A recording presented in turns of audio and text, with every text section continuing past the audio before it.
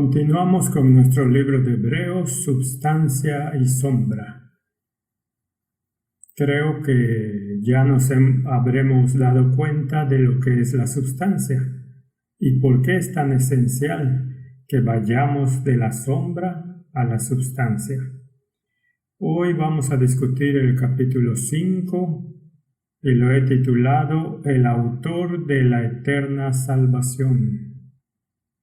Pablo está construyendo hacia un gran crescendo y la forma en que escribe tiene tanta profundidad que podríamos contemplar esto para siempre. Creo que el libro de Hebreos será uno de los libros que estudiaremos en mayor detalle cuando lleguemos al cielo. Pero antes de empezar, tengamos una palabra de oración. Padre Celestial, mientras contemplamos al autor de la eterna salvación en el libro de Hebreos, suplico que vuelvas a estar con nosotros, que ilumines nuestras mentes y que nos mostrarás gemas de tu palabra. En el nombre de Jesús. Amén. El capítulo 5 en la King James tiene el encabezado El sacerdote humano. Hebreos 5:1, porque todo sumo sacerdote tomado de entre los hombres es constituido a favor de los hombres en lo que a Dios se refiere, para que presente ofrendas y sacrificios por los pecados. Creo que los traductores de este verso deben haber estado sentados durante bastante tiempo contemplando cómo podemos transmitir mejor los pensamientos. Y la King James aquí dice, todo sumo sacerdote tomado de entre los hombres está ordenado para los hombres en cosas pertenecientes a Dios. Esa palabrita perteneciente ha sido añadida, para que quede claro, para ofrecer ofrendas y sacrificios por los pecados. Ahora otras traducciones no lo tienen exactamente así. Si miramos la traducción de las Buenas Nuevas de ese versículo, leemos: todo sumo sacerdote es elegido entre sus semejantes y designado para servir a Dios en su favor, para ofrecer sacrificios y ofrendas por los pecados.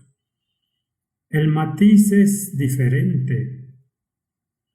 Si miramos la Message Bible, leemos: todo sumo sacerdote seleccionado para representar hombres y mujeres ante Dios y ofrecer sacrificios por sus pecados. Así que aquí tratan de ser neutrales con el género y están todos bailando alrededor de estos versos. Pero creo que la King James toma la esencia en cosas pertenecientes a Dios, ofreciendo sacrificios. El versículo 2 dice, para que se muestre paciente con los ignorantes y extraviados, puesto que él también está rodeado de debilidad. Así que el capítulo 5 de Hebreos nos da una idea de los atributos del sumo sacerdote, o los que debería tener, pero que solo encontramos en plenitud en Jesucristo. Por lo que el sumo sacerdote tenía que tener una naturaleza compasiva y particularmente en lo que respecta a los que son ignorantes. Y esta es la forma en que Jesús vino y buscó la gente sencilla y les dio las lecciones de vida. De la misma forma deberíamos emular lo que Jesús hizo. Deberíamos ser compasivos cuando se trata de los que viven en ignorancia, y no como los escribas y los fariseos que se jactaban debido a un supuesto conocimiento que tenían comparados con los demás, cuando su conocimiento era totalmente contrario a la voluntad de Dios. Y por causa de ella debe ofrecer por los pecados tanto por sí mismo como también por el pueblo. Entonces el sacerdote terrenal era un ser humano como tú y yo. Así que tuvo que ofrecer por la gente, pero él también tenía que ofrecer por sí mismo porque él también era un pecador. y nadie toma para sí esta honra sino el que es llamado por Dios, como lo fue Aarón. Así que cuando miras este sacerdocio, era un sacerdocio aarónico, y fueron elegidos de Aarón y tenían que tener una línea de sangre que los vincule directamente a este linaje particular de Aarón. No cualquiera puede ser sacerdote. Y fue un llamado muy específico. Ahora que la sustancia ha cumplido la sombra, hay un sacerdocio de creyentes. Todos se vuelven un sacerdote en el sentido que traemos dulces ofrendas de incienso, nuestras oraciones en favor del pueblo a Dios. Por eso es importante que entendamos la naturaleza de este sacerdocio. El comentario de Wesley sobre Hebreos 5:4 es: el apóstol comienza aquí a tratar del sacerdocio de Cristo. La suma de lo que él observa al respecto es: lo que sea que es excelente en el sacerdocio levítico está en Cristo, y de una manera más eminente, y lo que falta en esos sacerdotes está en él.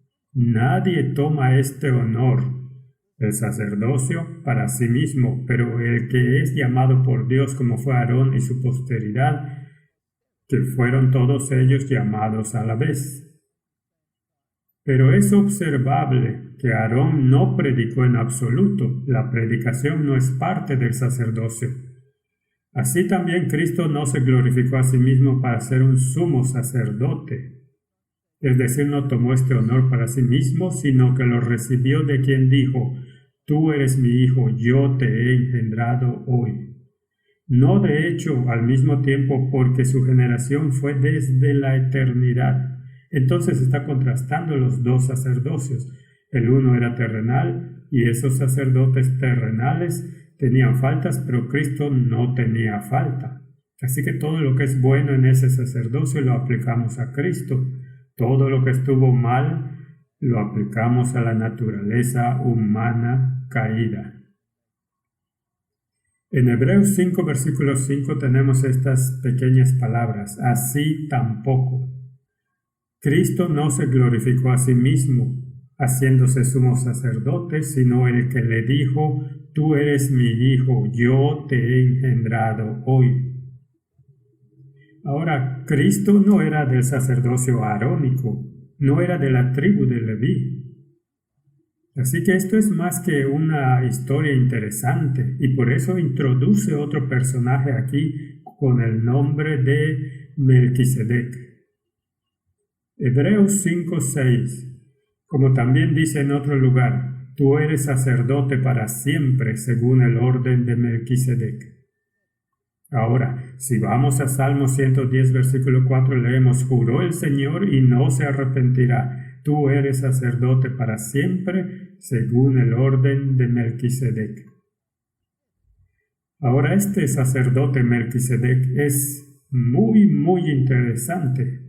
Y de hecho, si las Escrituras no tuvieran a Melquisedec en ellas, sería muy difícil encontrar una justificación para el sacerdocio de una tribu diferente, como la tribu de Judá en el caso de Jesús.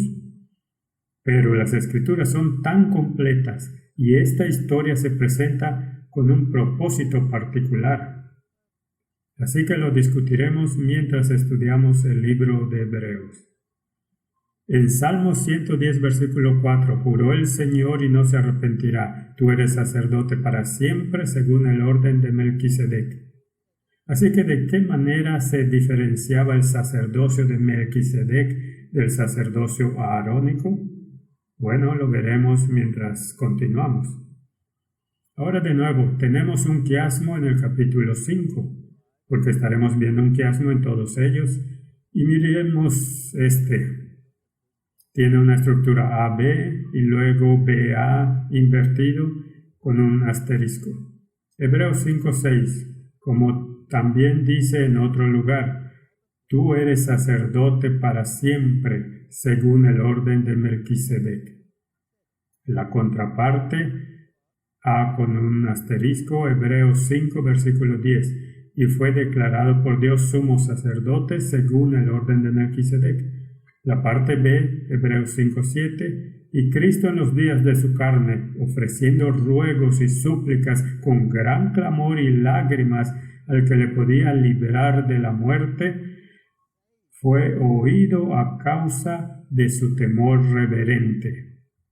La contraparte, Hebreos 5:9, y habiendo sido perfeccionado vino a ser autor de eterna salvación para todos los que le obedecen. Así tenemos salvación en la B con asterisco y tenemos salvación en la B. Y el centro es C, Hebreos 5, versículo 8. Y aunque era hijo, por lo que padeció, aprendió la obediencia. De nuevo tenemos una estructura similar aquí a lo que teníamos en los primeros capítulos del libro de Hebreos, donde dice que se hizo perfecto a través del sufrimiento, y lo discutimos con cierto detalle en esos capítulos. Así que aquí aprendió la obediencia por las cosas que sufrió, a pesar de que era obediente desde la fundación del mundo. Así que esta estructura quiástica de nuevo resalta al Hijo. De nuevo se centra en Jesucristo, quien fue obediente y aprendió la obediencia de acuerdo con este verso por lo que sufrió. Ahora si vamos a Génesis capítulo 14 versículo 18 leemos sobre Melquisedec. Y Melquisedec, rey de Salem y sacerdote del Dios Altísimo, sacó pan y vino. Es interesante que él sacó pan y vino, y esto es exactamente, por supuesto, lo que hizo Jesús en la última cena. Así que aquí hay una referencia que une el cuerpo y la sangre de Jesucristo hasta este sacerdocio que es del orden de Melquisedec. Salmo 110, versículo 4 dice, juró Jehová y no se arrepentirá. Tú eres sacerdote para siempre, según el orden de Melquisedec. Así que en el capítulo 5 Pablo va a hablarnos sobre este sacerdocio tan particular, este sacerdocio de un sacerdote sufriente. En el versículo 7 dice, y Cristo en los días de su carne, ofreciendo ruegos y súplicas con gran clamor y lágrimas al que le podía librar de la muerte, fue oído a causa de su temor reverente. Es una referencia a este sumo sacerdote que con gran clamor y lágrimas trajo súplicas ante Dios. Un sacerdote sufriente. Así que esto es un eco de Getsemaní. La angustia y las lágrimas de Getsemaní cubrieron la profundidad de las lágrimas colectivas de toda la humanidad, de todas las edades. Meditemos profundamente en esto. Las lágrimas colectivas de toda la humanidad, de todas las edades, descansaron sobre él, por lo que no se pueden comprender por mentes finitas. No fueron solo lágrimas de compasión o incluso empatía, ya que no solo sufrió contigo, sino él también sufrió como tú. Cuando Jesucristo sufrió por nosotros con gran clamor y lágrimas, toda la humanidad estaba en él. Y toda la humanidad fue llevada a la cruz a morir por y en él. Este es un pensamiento asombroso. Este es sufrimiento corporativo para toda la raza humana. Mateo 26:37 dice, y tomando consigo a Pedro y a los dos hijos de Zebedeo, comenzó a entristecerse y a angustiarse en gran manera. Allí en el huerto de Getsemaní, donde con gran clamor y lágrimas al que le podía librar de la muerte, y fue oído a causa de su temor reverente. La Biblia dice que fue en gran manera. ¿Qué significa eso? Vayamos a las concordancias y veamos lo que significa.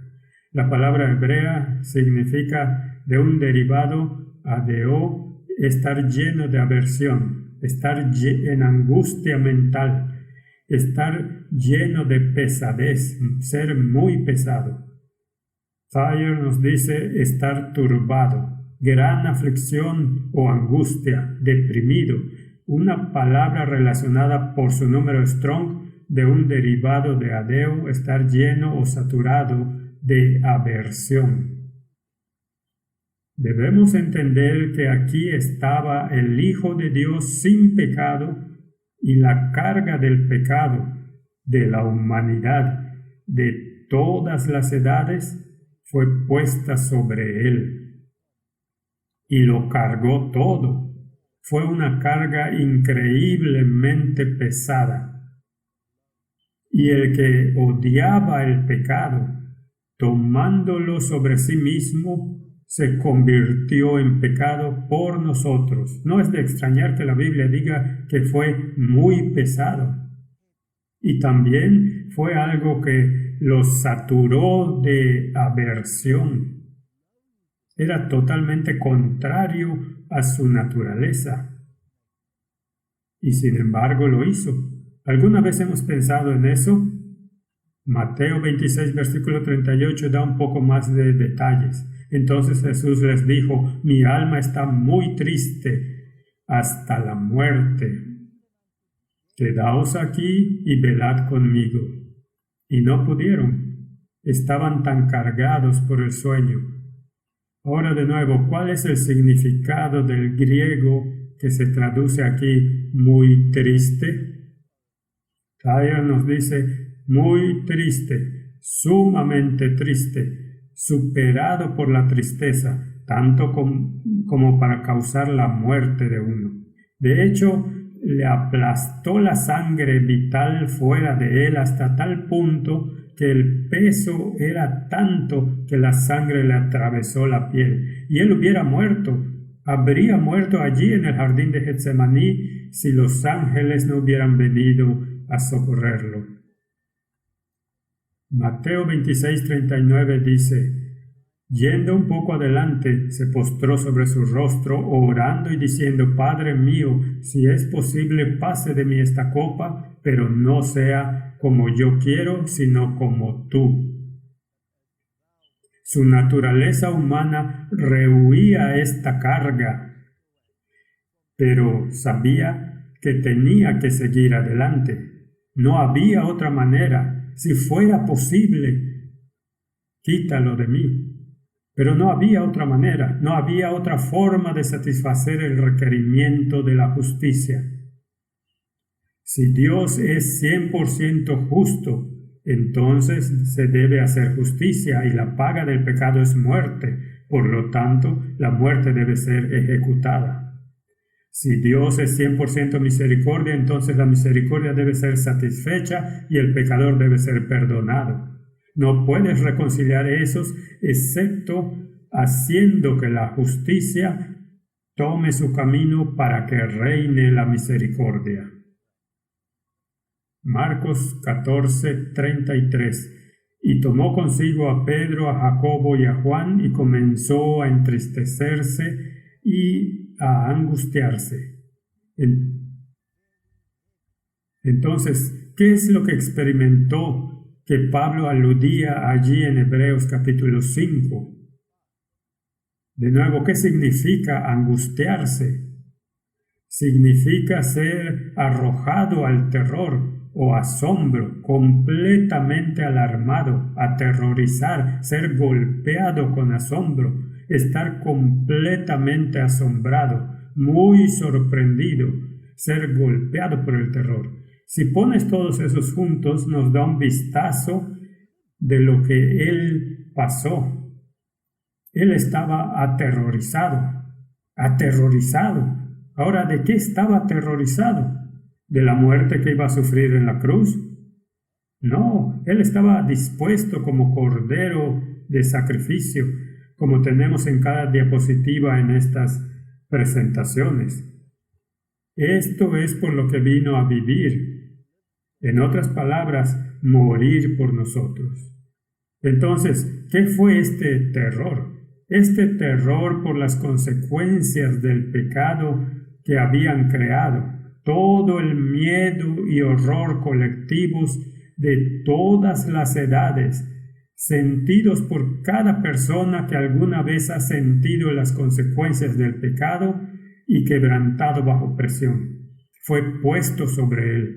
Esto no fue algo que salió de él. Esto es algo que fue inducido en él, porque él voluntariamente lo asumió.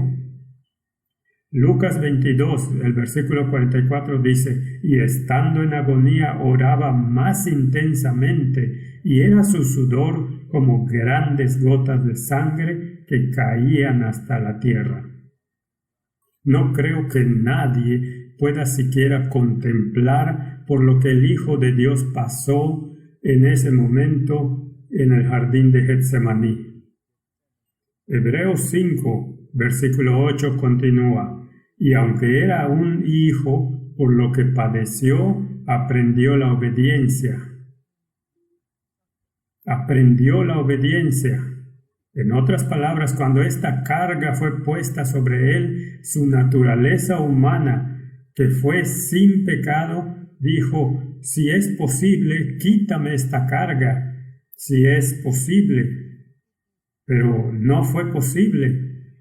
Entonces él aprendió la obediencia. En otras palabras, él mismo se sometió en obediencia y sufrió la consecuencia de tu y mi pecado. Y luego este verso 9: y siendo hecho perfecto. ¿No era perfecto antes? Sí, por supuesto era perfecto antes, pero ahora, ¿cuánto más podemos proclamar su perfección en el hecho de que voluntariamente llevó esta carga y vino a ser autor de eterna salvación para todos los que le obedecen? Ahora este verso es tan contrario a lo que mucha gente cree en el mundo. Creen que el hecho de que la carga del pecado fue colocada sobre Jesucristo nos libera de la carga de la obediencia a Dios. No existe tal cosa como salvación en el pecado. Si el pecado causó la expulsión de Satanás de los reinos del cielo, entonces seguramente el pecado también debe ser conquistado en la humanidad. Y como solo Cristo puede vencer el pecado y conquistó el pecado, por lo tanto es solo por su mérito que podemos tener acceso al cielo. Así que cuando dice aquí, vino a ser autor de eterna salvación para todos los que le obedecen, esto no está en nuestras propias fuerzas, como ya vimos en el capítulo 4. Ahora podemos ponerlo en el contexto de descansar en las obras terminadas de Cristo. Sin embargo, aquí está el aspecto condicional que muchos desean evitar. Esta condición existía desde el principio y por su negligencia la raza humana y el mundo se ha sumergido en la miseria y aflicción. Adán y Eva tuvieron la oportunidad de obedecer, pero eligieron desobedecer y fueron expulsados del jardín del Edén. Tal como el diablo había sido expulsado desde el reino celestial, así Adán y Eva fueron expulsados del jardín del Edén. Y si queremos tener acceso al jardín del Edén y acceso de nuevo al reino celestial, entonces debemos ser obedientes a los preceptos de Dios. Y como somos débiles en la carne, Dios ha condescendido para hacer nuestra justicia y para obrar las obras de justicia en nosotros. Así que los versículos 7 y 8 hablan de su sufrimiento. Eso lo calificó para ser el perfecto sacrificio y autor de eterna salvación. Este sufrimiento no se refiere a la cruz. Ese fue el sacrificio.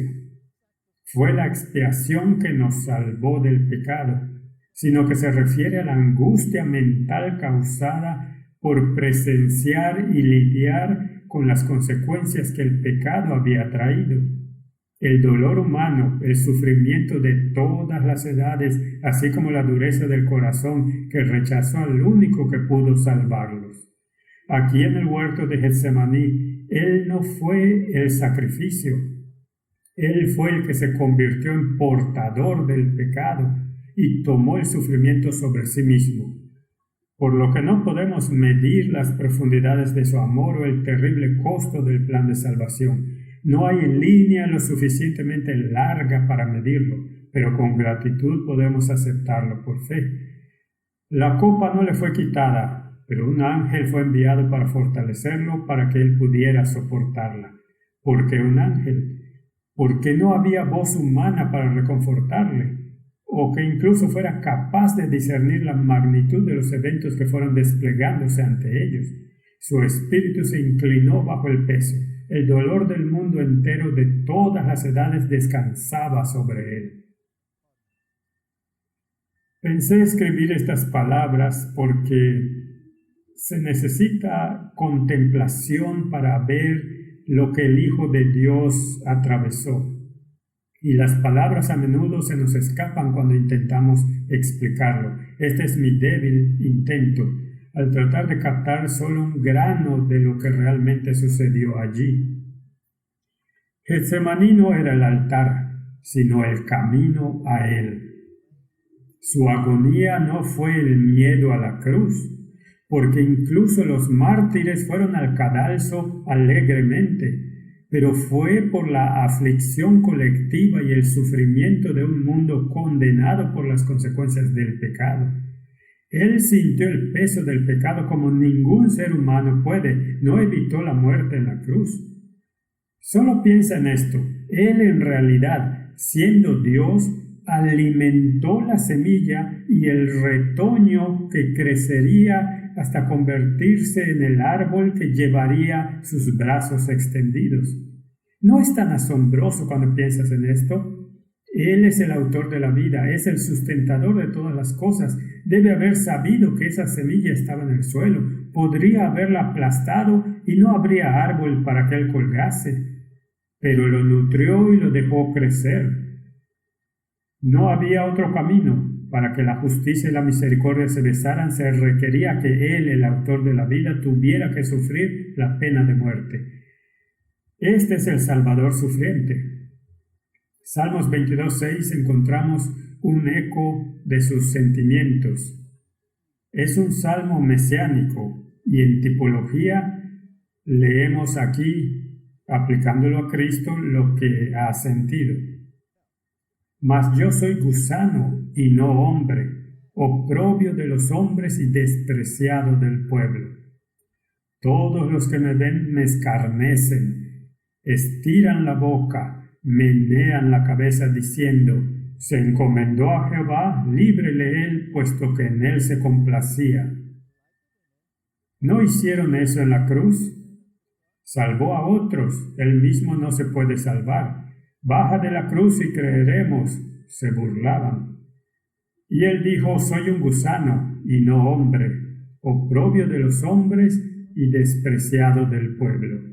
Es una historia muy triste este plan de la salvación. Martín Lutero retoma este pensamiento, y estos pensamientos fueron registrados en el libro Charla de Mesa. Él dice, la mayor maravilla que jamás haya existido en la tierra es que el Hijo de Dios murió, la muerte vergonzosa de la cruz. Es asombroso que el Padre dijera a su único Hijo, que por naturaleza es Dios, ve, deja que te cuelguen en el madero. El amor del Padre Eterno fue inconmensurablemente mayor hacia su Hijo unigénito que el amor de Abraham hacia Isaac, porque el Padre testifica desde el cielo, este es mi Hijo amado en quien tengo complacencia. Sin embargo, fue desechado tan lamentablemente como un gusano, un despreciado de los hombres y un marginado del pueblo. Ante esto, el entendimiento ciego del hombre tropieza diciendo, ¿es este el Hijo unigénito del Padre Eterno? ¿Cómo entonces trata tan despiadadamente con él? Se mostró más amable con Caifás, Herodes y Pilato que hacia su Hijo unigénito. Pero a nosotros, los verdaderos cristianos, y aquí viene el meollo del asunto, es el mayor consuelo porque en esto reconocemos que el misericordioso Señor Dios y Padre tanto amó al pobre mundo condenado que no perdonó a su Hijo unigénito, sino que lo entregó por todos nosotros para que todo aquel que en él crea no perezca, mas tenga vida eterna. A veces puedo sentarme y preguntarme cómo Martín Lutero debe haber pensado en estas cosas mientras tenía que traducir dolorosamente todos estos pensamientos en el idioma alemán, y cómo contempló lo que pasó allí, y cómo lo transformó y lo cambió, y cuando finalmente lo cambió, como la ira del mundo y el odio del mundo estaba dirigido hacia él, así como había sido dirigido hacia el Hijo de Dios. Y cualquiera que comprenda este problema, aunque sea de forma remota, será perseguido. Así que, si miramos este tema de la ley y la expiación, leemos en Mensajes Selectos tomo 1, solo los que reconocen las demandas válidas de la ley moral pueden explicar la naturaleza de la expiación. Esa es toda una declaración. Cristo vino para mediar entre Dios y el hombre, para hacer al hombre uno con Dios, poniéndolo en obediencia a la ley divina. No había poder en la ley para perdonar a su transgresor.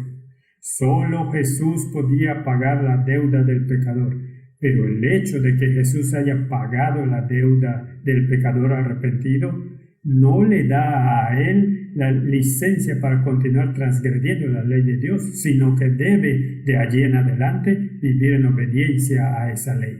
Salvación para todos los que le obedezcan en su fuerza. Romanos 3, versículo 31. Luego, ¿por la fe invalidamos la ley? En ninguna manera, sino que confirmamos la ley. Esto es bíblico. Y si leyéramos de causa a efecto, entenderíamos estos asuntos. ¿Por qué moriría Jesús? ¿Por qué moriría si tuviera el poder de quitar la ley? Entonces no habría transgresión y no habría sido necesario que Él muriera.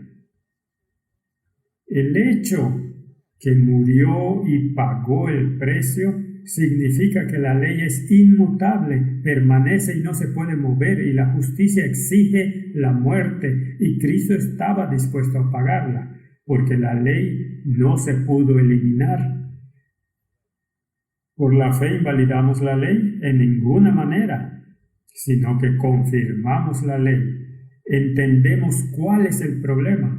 Solo los que reconocen las demandas válidas de la ley moral pueden explicar la naturaleza de la expiación. Si estás tratando de decir que Jesús solo vino a apaciguar la ira de Dios siendo un buen compañero aquí en esta tierra hasta el punto de la muerte, entonces te has perdido todo el plan. Te has perdido el conflicto entre el bien y el mal. La ley es lo que llevó a la caída de Satanás. Era un querubín cubridor, estaba parado sobre el propiciatorio, miró hacia abajo a la ley de Dios y se rebeló contra ella. Así que, habiendo experimentado el colectivo dolor de todas las edades, solo Él puede consolar a todos los que acuden a Él en busca de solaz. Isaías 40, versículo 1 dice: consolaos, consolaos, pueblo mío, dice vuestro Dios.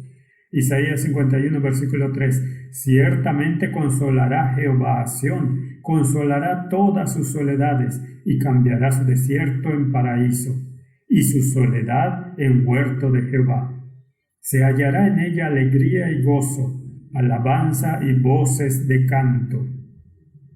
Isaías 61, versículo 2: a proclamar el año de la buena voluntad de Jehová y el día de venganza del Dios nuestro, a consolar a todos los enlutados.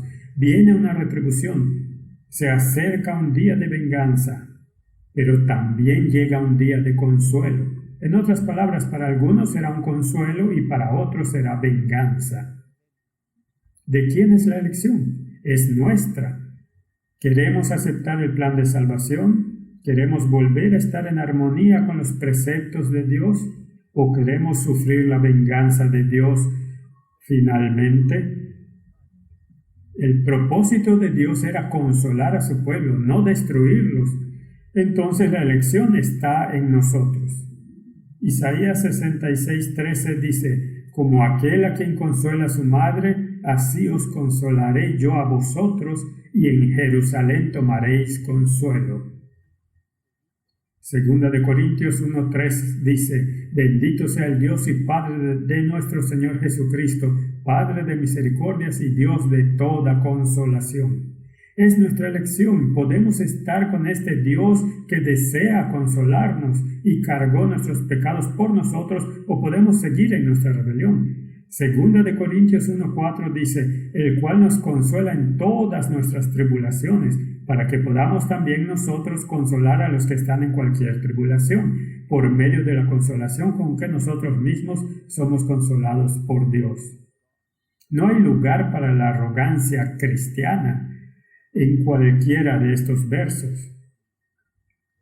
Entonces debemos preguntarnos: ¿qué hizo Cristo en su hora de necesidad, allí en el huerto de Getsemaní? ¿Qué hizo Él? Los discípulos no estaban para consolarlo, así que Él oró. Y tenemos que preguntarnos: ¿cómo oró? La Biblia nos dice que oró con reverencia, porque dice que se arrodilló.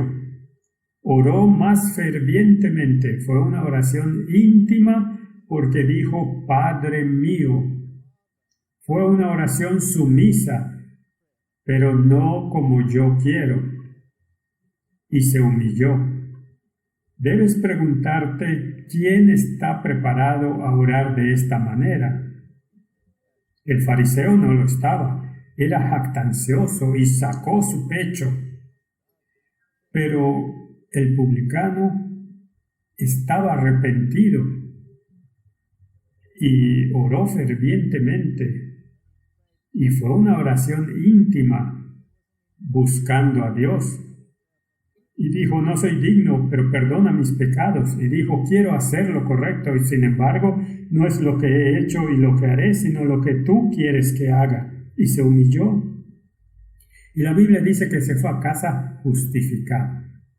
Filipenses 2, versículo 8 dice: y estando en la condición de hombre, se humilló a sí mismo, haciéndose obediente hasta la muerte y muerte de cruz.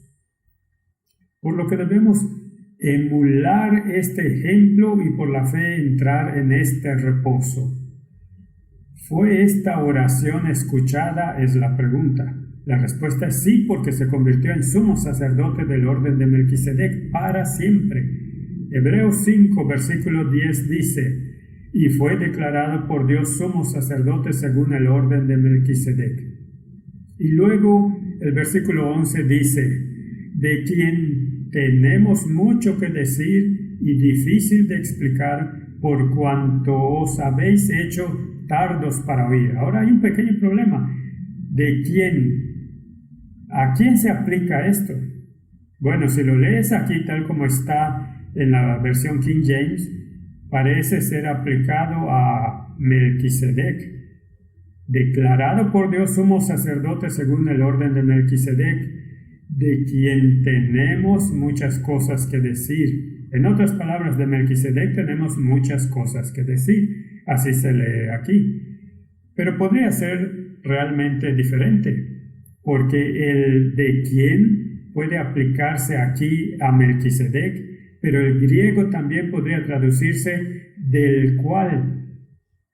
Exactamente lo mismo. Sería correcto traducirlo del cual, en cuyo caso se aplicaría al sumo sacerdocio de Cristo, para que pudiera leerse: declarado por Dios sumo sacerdote según el orden de Melquisedec, del cual este oficio de sumo sacerdote tenemos mucho que decir y difícil de explicar, por cuanto os habéis hecho tardos para oír. Ahora mi pregunta: ¿cuál es el propósito del libro de Hebreos hasta aquí?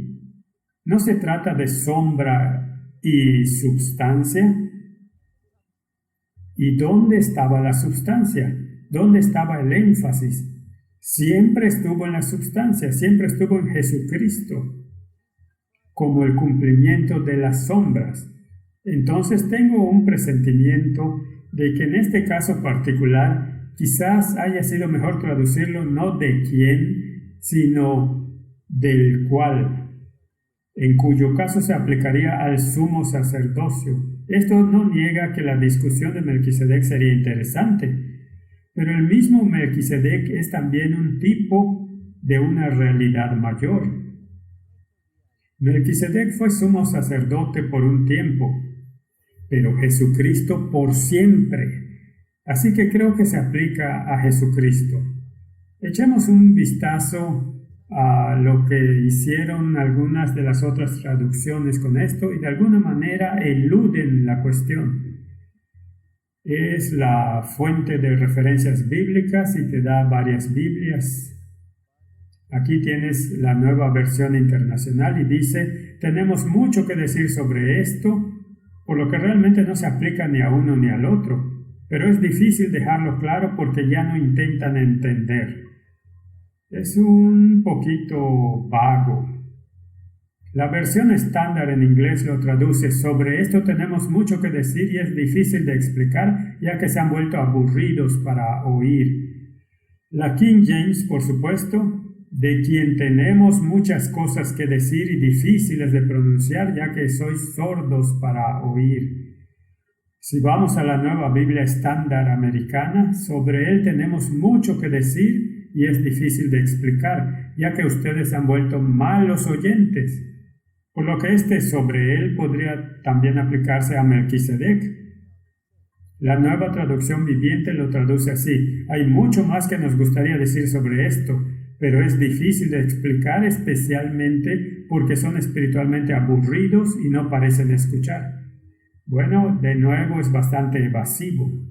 Hebreos 5:11 en la Biblia Estándar Cristiana dice: tenemos mucho que decir sobre esto y es difícil de explicar, ya que se han vuelto demasiado perezosos para entender. Así que hay bastante variedad que rodea a este verso particular. Así que si preguntamos a esta fuente de referencia ¿qué significa Hebreos 5:11? Leemos lo siguiente: estos versículos son una interesante nota al margen en el flujo del texto. Hasta ahora el escritor de Hebreos ha demostrado que el Mesías prometido debe ser humano y ha demostrado que Jesús cumple con los requisitos tanto de rey como de sumo sacerdote. De repente el hilo del pensamiento se detiene y el escritor expresa cierta frustración con la audiencia original. El tema que nos ocupa requiere una reflexión cuidadosa y los capítulos 7 al 10 se dedicarán casi por completo a la idea única. Pero el escritor no confía en que esos detalles vayan a ser significativos para los cristianos judíos a los que escribe. En este versículo, el escritor se refiere a sus lectores como aburridos de oír. La palabra traducida como aburrido viene del griego notroi, que lleva un sentido de ser perezoso o lento. La crítica aquí no es que estos cristianos no son inteligentes o incapaces de entender. Más bien son descuidados con su fe. Esto hace eco de la advertencia dada en Hebreos 2, 1 al 4, donde el escritor ordenó a su audiencia a prestar más atención a estas cosas.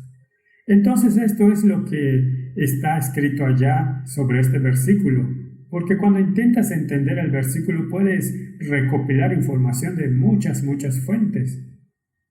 He llegado a la conclusión de que lo que estaban aburridos en términos de audición y comprensión tiene que ver con el tema general del libro de Hebreos: sombra y substancia. Y la substancia es siempre Jesucristo. En otras palabras, eran lentos para entender el significado exacto del ministerio de Cristo, que vino a ser del orden de Melquisedec. Pero ese no es el punto central del asunto. El tema central es el sacerdocio de Cristo, entendiéndolo en su plenitud. Y si Pablo estaba diciendo que eran tardos para oír y entender, entonces, ¿cuánto más debería aplicarse hoy día? ¿Cuál es el problema del sacerdocio de Jesús? ¿Las religiones del mundo lo reconocen? La respuesta es no. ¿Al menos la religión cristiana lo reconoce? Bueno, ciertas partes dicen que no. Vamos a poner un sacerdote terrenal en su lugar porque no entendemos esto, porque somos tardos para oír y no queremos entenderlo. ¿Y el mundo protestante qué ha hecho? Ha dicho, bien, vamos a comprometernos con los que no lo ven como la Biblia lo ve. ¿Ves? Es un caos allí afuera. Así que continuemos con la historia y veamos dónde nos lleva. Melquisedec se menciona 9 veces en el libro de Hebreos, 2 veces en el capítulo 5 y hemos leído ambos casos, una vez en el capítulo 6 y 6 veces en el capítulo 7. Se lo menciona en el Antiguo Testamento en Génesis 14, 18 al 20 y en Salmos 110, versículo 4. Y estoy muy agradecido de que lo mencionen allí porque sienta el precedente para el sacerdocio antitípico de Melquisedec, que está en Jesucristo. Y por tanto, debido a la genealogía que es mencionada en términos de Melquisedec, se aplica aún más a Jesucristo. Pero solo el libro de Hebreos en el Nuevo Testamento habla de Melquisedec. Y lo discutiremos con más detalle en el capítulo 7, porque, se menciona 6 veces en el capítulo 7. Así que bien podríamos discutirlo allí. Así que pospondremos esa discusión para un poco más tarde. Es interesante que las 9 veces que se menciona a Melquisedec, todo ocurre en el libro de Hebreos.